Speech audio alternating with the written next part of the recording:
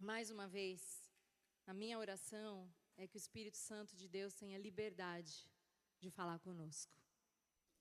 Não o que eu vou falar, não o que a Ioná tem para falar, mas que o Espírito Santo realmente toque em cada coração, porque o que eu vou dizer aqui, eu digo com muito temor e pedindo sempre a direção do Espírito Santo de Deus. Amém? Queria que vocês fechassem os olhos por um instante. Pai querido, nós estamos aqui na Tua presença. Nós te adoramos, nós te exaltamos, nós oferecemos a Ti tudo o que temos, tudo o que somos, como mordomos Teus. E nessa noite, nós te pedimos, Espírito Santo, toma o Teu lugar. Toma o Teu lugar nas nossas mentes, nos nossos corações e abre o nosso entendimento, muito além do que a nossa humanidade possa entender.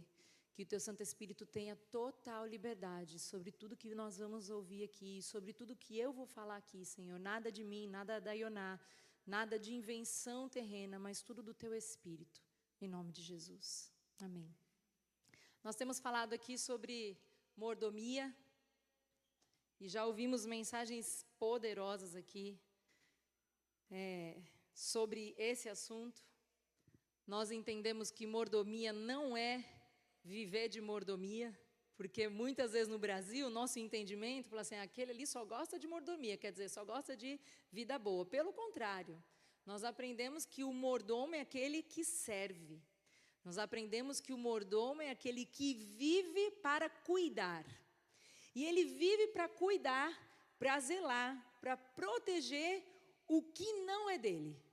Então, o mordomo de uma casa, o mordomo de um palácio, o mordomo é aquele que deve administrar o bem de outrem, de outra pessoa, do Senhor dele. E aí a gente ouviu muito aqui sobre muitas coisas importantes. Nós ouvimos falar sobre tempo, ouvimos falar sobre recursos, ouvimos falar sobre finanças, ouvimos falar sobre generosidade, ouvimos falar sobre servir na casa do Senhor, sobre atitudes de serviço na casa de Deus. Mas eu queria trazer mais uma coisa que o Senhor tem ministrado na minha vida sobre mordomia. Primeira coisa que a gente percebe é que ser mordomo é uma missão. Ser mordomo é uma missão de vida. Então, se você foi chamado para ser mordomo, e a minha fala para você é o seguinte, você foi. Pode ser que você não saiba. Pode ser que até hoje você tenha vivido a sua vida pensando que você foi feito para ser servido. Eu queria te dizer, se você aceitou o Evangelho como realidade na tua vida, isso já caiu por terra. Você foi gerado para servir. Então, ser mordomo é uma missão. E toda a vida do mordomo deve ser uma vida de serviço. Inclusive, as intenções do mordomo. Inclusive, as motivações do mordomo. As atitudes, as relações do mordomo são sempre para servir. E a gente percebe o quão longe a cultura do mundo está. Porque na cultura do mundo, hoje em dia está na moda de você procurar um network. Qual que é o network? Network é a sua rede de amizades, a rede de relacionamentos que vai te trazer algum tipo de benefício. E tem pessoas que inclusive vão, sabe onde? Ao templo. Buscando o quê? Network. Já coçaram a garganta aí, tá feio, né? Começou assim, né, Tiago, aí? Então, a mordomia, ela vai totalmente contrária ao que o mundo diz que ela é. A mordomia do reino, a mordomia bíblica vai totalmente contra o que a gente tem ouvido aí. Então, a mordomia é uma missão de vida. Segundo, que ser mordomo é uma honra. Ser mordomo é um privilégio. Cuidar do que é do outro não é um favor. Cuidar das coisas de alguém é uma honra, é um privilégio. Só que às vezes a gente pensa que a gente sabe onde a gente deve servir, a gente escolhe onde a gente deve servir, né? Então assim, vai ter lá, vão abrir vagas para servir em tal lugar. Eu vou querer servir onde? Eu vou querer servir onde eu tenho o quê? Mais status, visibilidade. Onde eu vou ter o quê? Alguma coisa em troca. Eu queria te dizer, outra coisa que caiu por terra. Você não vai ganhar nada com isso para você mesmo. Porque a mordomia te leva a ganhar algo para o reino, para o rei, para o seu Senhor. E ainda assim é uma honra e ainda assim é um privilégio.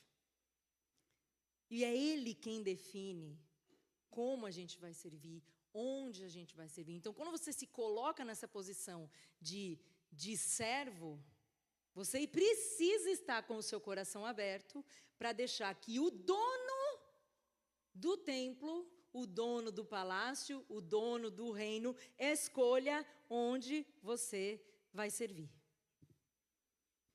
Agora, muito mais do que um lugar onde servir, muito mais do que algo com que eu vou servir, algo físico, eu queria trazer para vocês uma coisa aqui, que é até difícil de trazer, é difícil de abordar, que não se aborda normalmente, mas é a mordomia do corpo. Porque muitas vezes, na igreja, o que se fala é só do espírito. Achando que o espírito está desconectado do corpo. Só que a gente aprende na própria Bíblia que nós somos corpo, alma e espírito. E eu queria começar lendo um verso de 1 Tessalonicenses 5, 23. Primeira carta de Paulo aos Tessalonicenses, olha o que diz. Que o próprio Deus da paz os santifique, o quê? Inteiramente. Que todo o quê? Espírito, alma e o quê? Corpo sejam preservados irrepreensíveis na vinda de nosso Senhor Jesus Cristo. Quando você olha para você no espelho, o que você está vendo visivelmente é só um corpo. Mas a verdade é que você não é só um corpo, você é corpo, alma e espírito. E se você não levar isso a sério, em relação à sua santificação, você não vai viver a santificação em nada. Porque não adianta você dizer para mim assim, não, por dentro, eu sou uma santa. Por dentro eu sou santo. Se por dentro você é santo, o que está por fora vai expressar a santidade de dentro, certo? Então, ser mordomo, além de ser uma missão, e além de ser uma honra, de ser um privilégio, ser mordomo é responsabilidade. E agora vamos para outro verso, muito importante, que fala exatamente sobre a mesma coisa. Primeira carta de Paulo aos Coríntios, 6, do 19 ao 20. Paulo, de novo, puxando a nossa orelha. Vamos lá? Acaso não sabem que o corpo de vocês é santuário do Espírito Santo que habita em vocês? Que lhes foi dado por Deus? E que vocês não são de vocês mesmos? Vocês foram comprados por alto preço. Portanto, vamos falar junto? Glorifiquem a Deus com o seu próprio corpo. Vocês não são de vocês mesmos. Quem já ouviu uma frase muito dita, a maioria das vezes pelas feministas, meu corpo, nossa, não preciso nem falar, tá vendo? Meu corpo, minhas regras. Significa que o corpo é meu, eu faço com ele o que quiser. Inclusive matar um ser que foi gerado em mim. assassinato. Por quê? Porque o corpo é meu, com ele eu faço o que eu quiser. Isso é mentira. Meu corpo, minhas regras, é só uma justificativa para pecar, para se desviar, para viver de uma maneira egoísta, para viver de uma maneira hedonista, que é aquela busca do prazer a qualquer custo. Então, quer dizer, é meu corpo, eu uso ele para ter o quê? Prazer. Mas eu não me responsabilizo pelo que o prazer acabou gerando. Então, eu quero o prazer, mas não quero a responsabilidade. Está tudo errado. Então, já que o meu corpo é meu, eu posso entregar ele ao sexo, livre, porque eu sou livre. Eu posso entregar ele às drogas. Eu posso entregar o meu corpo às bebidas. Eu posso fazer o que eu quiser com o meu corpo. Inclusive, colocar o tanto de comida que eu acho que eu tenho que colocar aqui dentro. Porque quando eu estou triste, quando eu estou de TPM, aí eu tenho justificativa, né? Não. Só que não, mulherada. Sinto lhe dizer, eu também tenho. E eu também sofro. Porque é um hormônio que está totalmente desregulado ali dentro de você. E que faz você ou comer demais, ou ficar atrás de açúcar. Isso é química, tá? Isso é química, não é invenção da mulher. Homens, isso não é invenção de mulher, isso é químico. É real.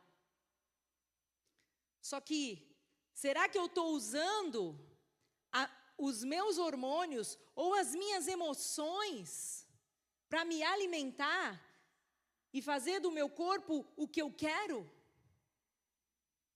Porque é óbvio que do mesmo jeito que o sexo vai te trazer uma consequência, e a bebida vai te trazer uma consequência, e a droga vai te trazer uma consequência, o excesso de comida, a glutonaria, que não se prega, ninguém prega isso. Quantas pessoas vocês já ouviram pregar isso? Ninguém prega isso, né? A gente prega, a gente fala mal dos outros que bebem, né? Crente não come, não, crente não bebe, mas come, que é uma maravilha. Vocês sabiam que uma vez eu fui fazer festa, acho que foi no nosso casamento, e a menina falou assim, mas quantas pessoas são? Tá? Ela falou assim, mas é festa para crente? É.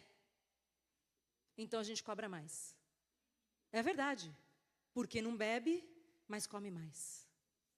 E eu fiquei com vergonha.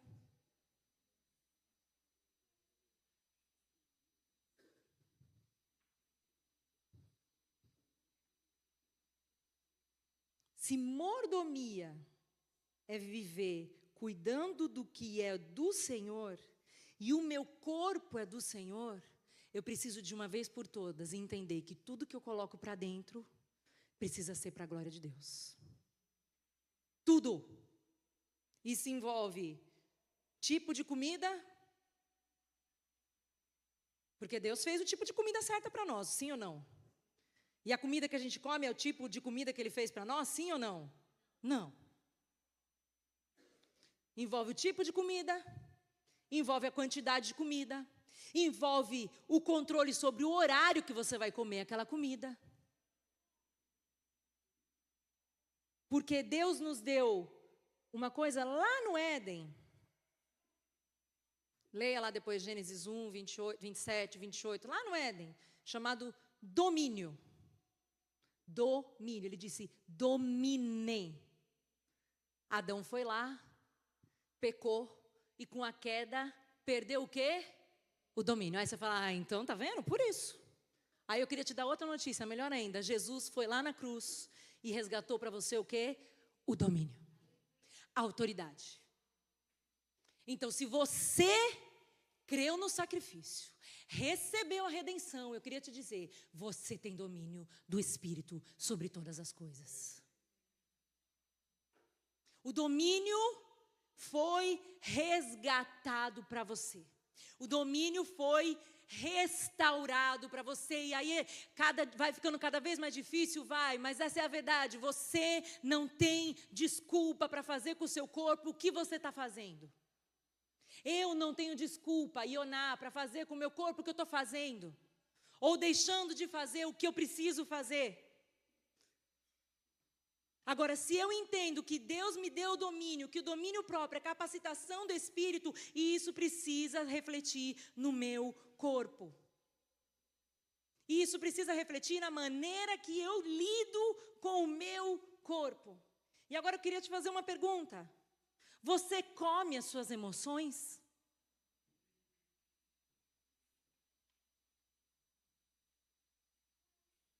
Vou falar de novo. Você come suas emoções? Ah, mas ninguém é de ferro, né? Com o domínio do Espírito, você é. Agora, você precisa crer nisso. Você precisa crer que a restauração da cruz atingiu todas as esferas da tua vida. Todas. Todas. Então, se eu estou passando por um momento de dificuldade, se eu estou passando por um momento de ansiedade, mas eu entendo que eu sou um ser espiritual, vivendo num corpo físico, o que vai mandar em mim não é o meu físico, é o meu espiritual. Nós somos feitos de matéria, de algo físico, de algo palpável, mas eu preciso entender que o que controla o que é palpável é o que é espiritual. Porque se a palavra está dizendo que nós somos templo do Espírito, a habitação do Senhor, a casa que abriga a alma e o espírito, nós precisamos pensar na responsabilidade que a gente tem com o nosso corpo. Porque o teu corpo é um presente de Deus para você. Você já parou para pensar que o teu corpo é um presente que Deus te deu e que o descuido com esse corpo se configura numa atitude de descaso, de ingratidão? Experimenta comprar um brinquedinho caro para o seu filho. Aquele lá que você suou para comprar. No primeiro dia, essa criança está desmontando tudo, jogando pela parede, acabando com aquele brinquedo. Quem nunca passou por isso, né? No primeiro dia. Você fala assim, mas eu te dei esse presente hoje. O que você está fazendo com ele? E a pergunta de Deus para nós hoje é isso. Eu te dei um corpo de presente. Eu te dei uma casa onde eu moro. E o que você está fazendo com a minha habitação? Porque nós vamos lembrar, o corpo não é nosso. Nós não somos de nós mesmos. E se eu estou negligenciando o que eu faço com o meu corpo, eu estou negligenciando algo que não é meu. E é falta de responsabilidade com algo que o Senhor me deu com amor. Vocês já pararam para pensar se no dia, eu não estou falando que isso vai acontecer, mas a Bíblia diz que nós vamos passar por um julgamento, que não é julgamento de salvação, nós somos salvos, nós somos resgatados, mas nós vamos passar por um julgamento. Você já imaginou se nesse dia do julgamento, você estivesse frente a frente com o seu pai, naquele momento incrível, e ele perguntasse para você, o que você fez com o corpo que eu te dei? O que você fez com o presente que eu te dei? O que você fez com os seus filhos, quando eles viram que você não cuidava da minha habitação? Porque a gente quer que o filho coma saudável, não quer não? Come pepino, come brócoli, come. E eu conheço mãe que esconde chocolate no criado mudo, que as crianças não me ouçam. Eu conheço gente que esconde no congelador, lá no fundo, bolo de chocolate. Eu não falei nomes aqui. Vocês estão rindo porque são vocês mesmo, né? E está tudo bem. E eu não estou aqui sendo nossa, ela sabe de tudo. Não estou. Eu estou falando para vocês de algo que eu tenho aprendido, de algo que o Senhor tem ministrado no meu coração. Porque Se você não tem domínio sobre um pó chamado açúcar, não venha me dizer que você está conseguindo vencer a pornografia. Porque se o açúcar te controla, açúcar, um pó, você vai dizer para mim que você está ali, ó, firme, lutando contra qualquer tipo de tentação. E ainda às vezes a gente está julgando o outro, né? Ah, aquele lá assassinou. Aquela menina abortou. O outro se suicidou. E eu queria te perguntar, o que você está matando aí dentro de você? É o seu fígado? É o seu pâncreas? É o seu estômago? Que você sabe que come aquilo e você passa mal. E você continua comendo aquilo, mesmo sabendo que depois você vai passar mal. Porque você encontrou um remédio que você come, toma, acabou o problema.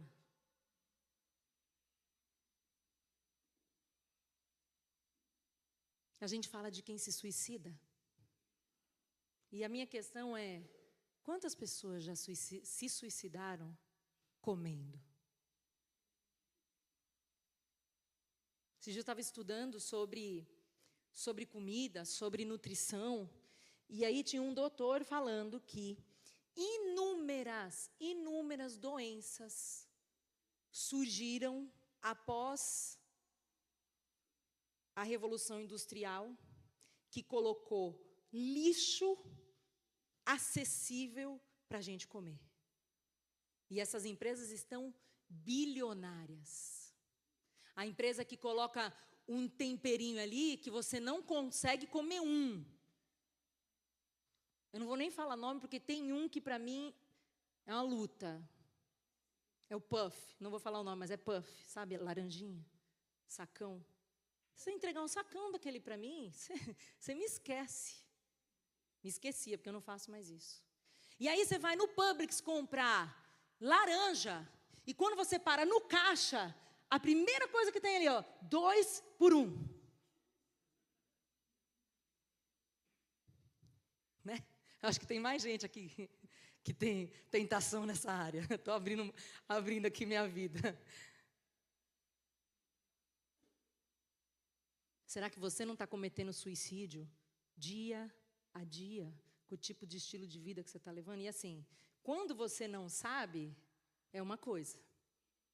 Mas refrigerante, por exemplo. Quem aqui já ouviu falar de se você me falar que conhece um refrigerante que não faz mal, não é nem que faz bem, porque fazer bem é impossível, mas que não faz mal para o seu organismo. Me fala um, se alguém souber, por favor, me fala. Não tem. Mas ninguém é de ferro. Deus nos deu todas as condições para que nós fôssemos saudáveis. E nós muitas vezes estamos escolhendo o caminho mais fácil. O caminho do prazer a qualquer custo. E isso aqui tem a ver com santidade. Nós fomos feitos para fazer exercício físico. O homem foi feito para andar, para caçar, para colher, para plantar, para... Agora não. O que a gente faz? Abre o saquinho e pronto. E a gente está fazendo a mesma coisa com os nossos filhos. E aí você não tem vida abundante. Porque você não tem nem força. Quem aqui nunca almoçou e imediatamente sentiu uma vontade irresistível de morrer, dormir a tarde inteira? Isso não é normal? Não é normal. Experimenta comer salada com grelhado para ver se você vai ter sono. Vai nada. Não vai. Cadê o termômetro? Cadê o equilíbrio? Cadê a nossa maneira de cuidar do nosso corpo? Quer ver outra coisa? Sono. Eu sempre tive um problema, porque eu nunca gostei de dormir. Eu sou acelerada assim, né? Só não fui diagnosticada com TDAH, porque na minha época não tinha esse negócio. E eu nem corro na psicóloga para saber, porque eu também não quero saber. Mas eu sempre tive dificuldade de dormir. Acordar, eu sou assim ainda, acordo, pulo da cama, é hora de viver. Bora, vamos viver. Só que eu tenho aprendido cada vez mais que o descanso é necessário, e o descanso é mais do que isso, é mandamento. Descansar é mandamento. Mas não, sabe por que a gente não descansa? Porque a gente precisa trabalhar, porque, afinal de contas, quem provê somos nós mesmos, né? Sou eu que provei. Se eu não levantar, Deus não vai prover nada, né? Eu acredito que Deus provê, mas eu tenho que trabalhar o máximo. Eu não tenho tempo para ficar com os meus filhos. Tempo para ficar com o filho? Imagina, eu tenho que trabalhar. Porque eu tenho que ter o que o outro tem. Porque eu vim para esse país, afinal, para viver, para ser rico. E aí eu não descanso. Porque se eu parar de descansar, eu vou passar fome. Mentira. O dia que você parar para descansar, como oferta ao teu Deus, e dizer, Senhor, eu vou descansar para cuidar do templo, e eu sei que o Senhor vai prover. Porque esse dia é o dia de eu adorar a Deus. Porque esse dia é o dia de eu ir cedo lá para a casa de Deus. Porque nesse dia eu vou abrir mão, porque a minha prioridade não é o meu trabalho, a minha prioridade é o reino. O dia que você e eu aprendemos a isso, nós vamos começar a viver provisão. Nós vamos começar a viver provisão.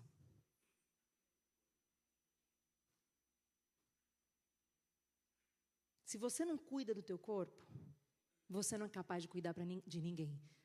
Mamãe amamentando. Se uma mãe que está amamentando não se alimentar bem, ela não é capaz de cuidar de uma bonequinha. Não é. Não é.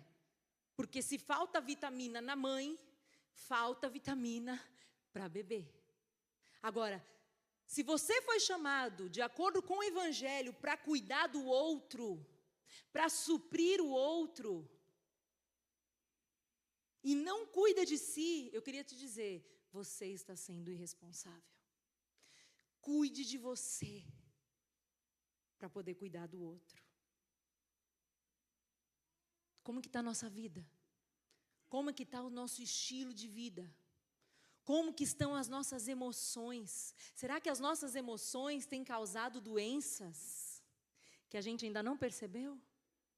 Tem diversas doenças causadas por emoções. Diversos problemas autoimunes.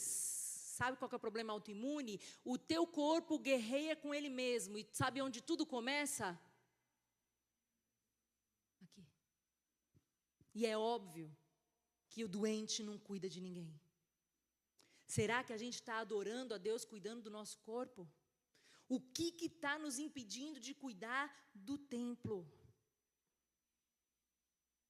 1 Coríntios 10, 31. Olha o que está dizendo aqui. Assim, quer vocês comam, quer bebam, quer façam qualquer outra coisa, façam tudo para a glória de Deus. E aqui eu entendo que a mordomia do corpo vai muito além do que o cuidado com a minha alimentação, do que o cuidado com a minha saúde.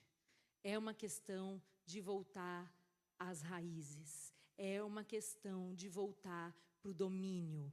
É uma questão de entender que quem domina sou eu. Porque Deus te chamou para dominar e começa com você mesmo.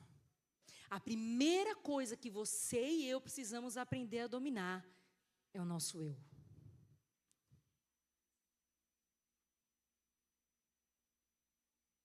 Porque eu vou repetir, se você não tem controle diante de um prato de comida, você não vai ter controle frente a uma bebida e não tem controle frente a um pecado.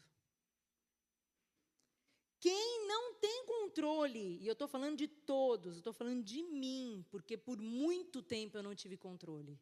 por muito tempo. Não estou aqui para julgar ninguém, que isso fique muito, muito claro. Muito claro. Agora, eu tenho aprendido, eu tenho sido corrigida pelo Senhor, e eu me sinto na obrigação de compartilhar isso com vocês. Se você não tem domínio sobre o que você come, você vai ter domínio sobre a tua ira? Sim ou não?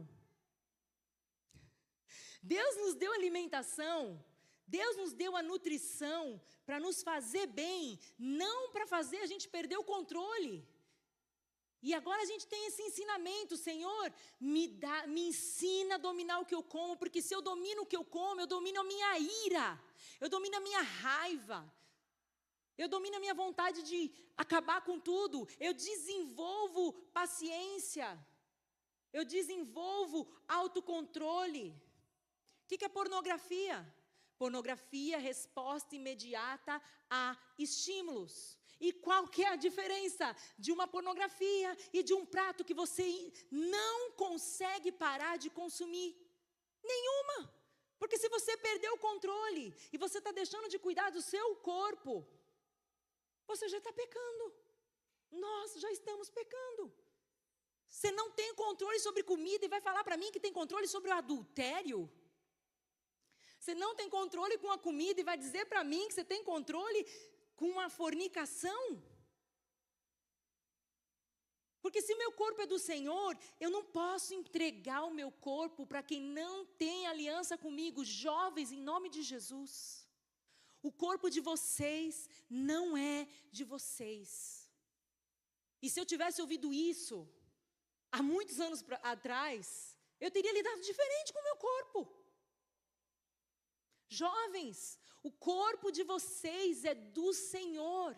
Cuidem com santidade do corpo de vocês, porque ele é do Senhor. Guardem o corpo de vocês, escondam. Meninas, o corpo de vocês não foi para ser exposto.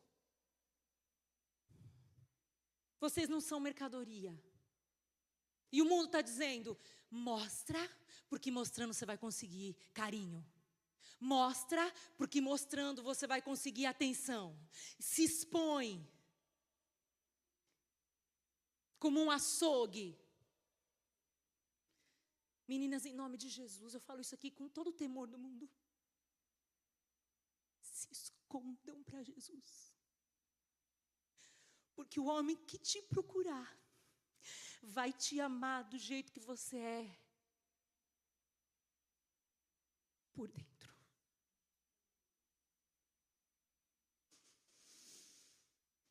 Sabe o que acontece? A raiz da pornografia, a raiz da exposição é a falta de identidade. Porque você não entendeu que você é tão amada, tão amada, tão amada por Deus, que você não precisa da atenção de mais ninguém. E quem Deus preparar para você, vai te amar tanto, que vai te pedir para você se esconder só para Ele.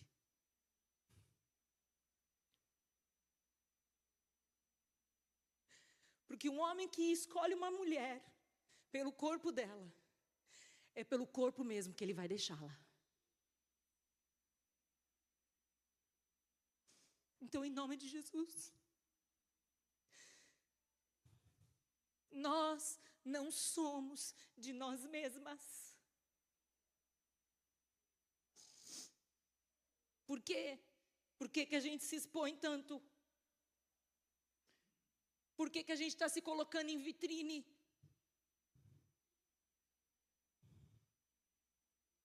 Por que que a gente está vivendo desse jeito tão humano de viver? Tão cultural de viver? Mentiram para você, dizendo que o que vale é o teu corpo. Porque o que a Bíblia diz e a palavra diz é que o nosso corpo é do Senhor. E o que vai atrair o teu noivo, o teu amado, a tua amada, é quem encontrar Jesus em você. Esses dias eu lamentei muito, de verdade. Porque a gente estava fazendo um jejum com a igreja, e eu fui perguntar para algumas pessoas, Que tipo de jejum elas estavam fazendo?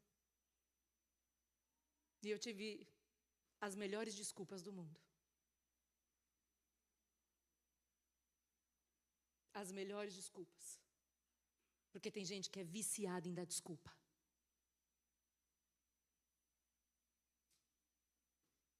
Jesus deixou para a gente um ensino sobre jejum. Jesus veio à terra como homem. E ele jejuou por quantos? Hã?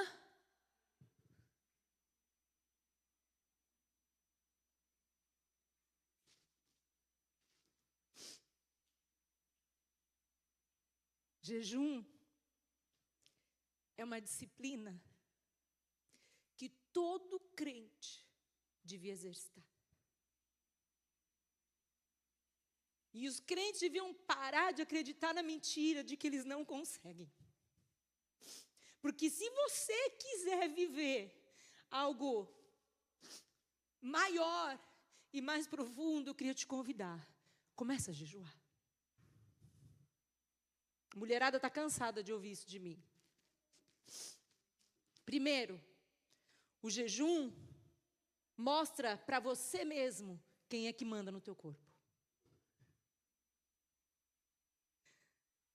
O jejum diz para o inimigo quem é que manda no teu corpo. O jejum diz para as pessoas ao teu redor quem é que domina o teu corpo. E o jejum mostra para o seu pai que é ele que domina o teu corpo. E eu tenho ouvido também muitos especialistas falando sobre jejum. Inclusive no livro que a gente está lendo com as mulheres, o último capítulo falou sobre isso. E eu vou falar algumas coisinhas aqui que o jejum faz. Abstenção de comida. Melhora a criatividade, a concentração, por aumentar a circulação e o fluxo sanguíneo cerebral ao reduzir o fluxo para o sistema digestivo. Porque sabe o que acontece? Quando a gente come muito, o seu corpo todo faz um esforço imenso na sua circulação para mandar o sangue para cá, para digerir tudo aquilo que você comeu. E falta aqui. Por isso que você tem sono. Por isso que você fica fraco. Melhora a aprendizagem, a criação de novos hábitos, estimulando a produção de novos neurônios. Novos neurônios. Jejum desenvolve novos neurônios. Pela produção de fator neurotrófico derivado do cérebro. E o crescimento e reparo de neurônios. Outra. Melhora a memória, aumentando a produção de mitocôndrias nos neurônios, por conta da maior produção de cetonas. Reduz os riscos de doenças cerebrais como Alzheimer e Parkinson, pelo processo de autofagia, que é a limpeza, é a renovação celular que acontece dentro de você. É a renovação das suas células nervosas. Reduz os níveis de inflamação e estresse através da regulação do mecanismo de insulina e do cortisol. Tem gente com diabetes tipo 2 sendo salva pelo jejum intermitente. Isso é o médico. Isso aqui é o nutricional. Isso aqui é o neurológico que a gente está trazendo aqui. Agora eu queria te dizer o que é o jejum para a tua vida espiritual.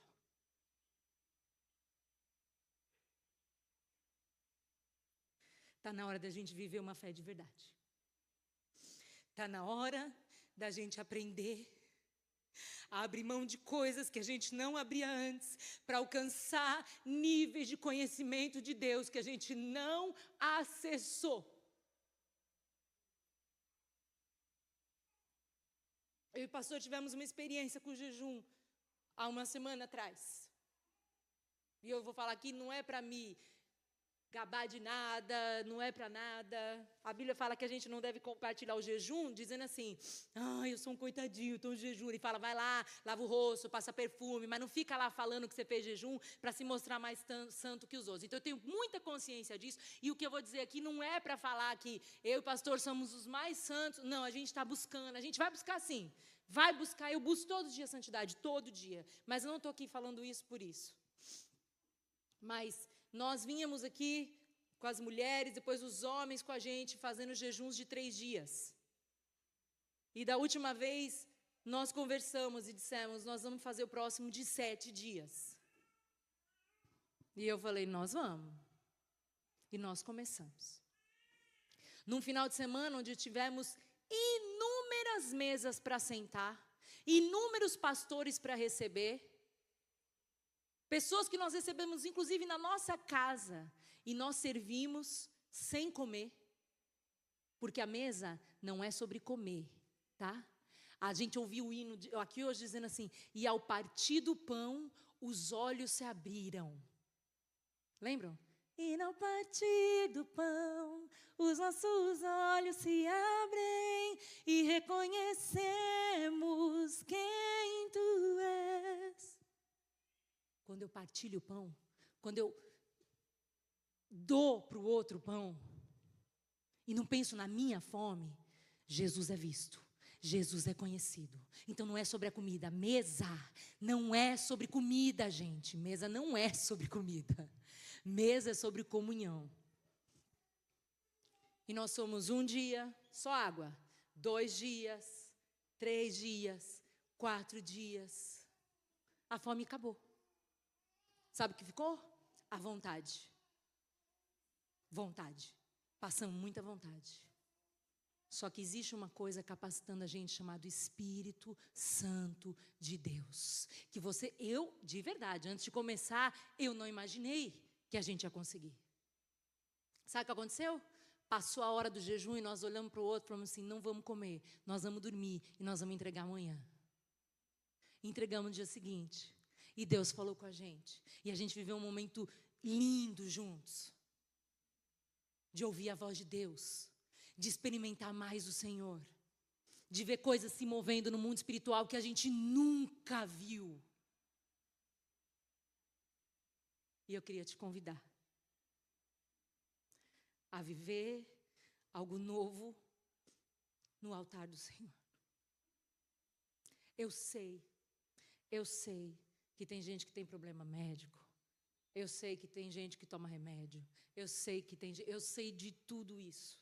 Mas eu queria te convidar a perguntar para o Senhor, Senhor, o que o Senhor quer do meu corpo?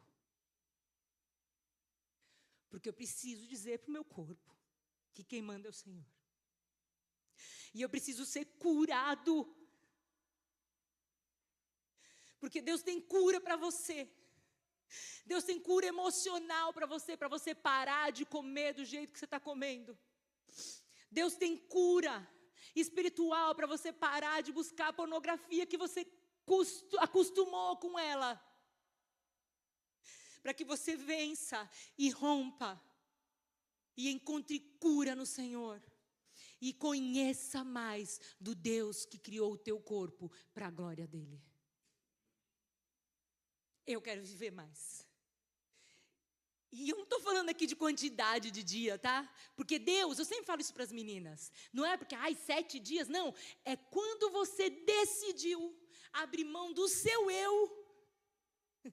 A partir do momento que você decidiu abrir mão do seu eu para viver algo tremendo do Senhor, Ele se compromete com a tua cura.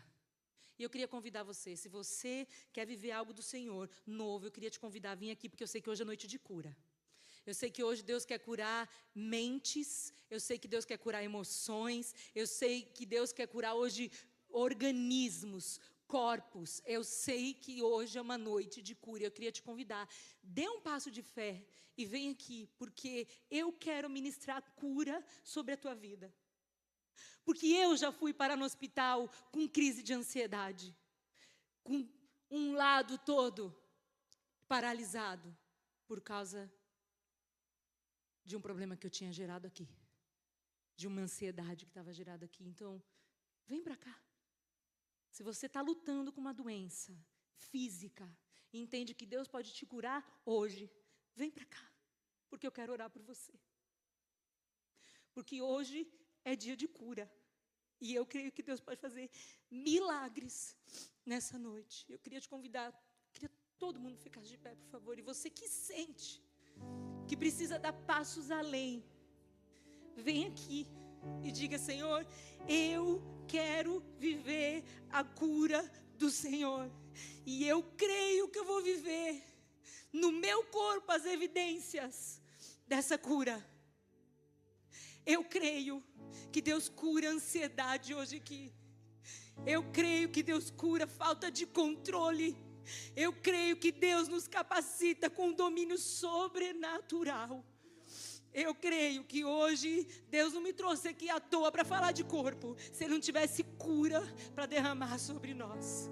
E nós vamos orar por vocês. Eu queria convidar a liderança para que a gente ore, para que a gente esteja intercedendo por cada um.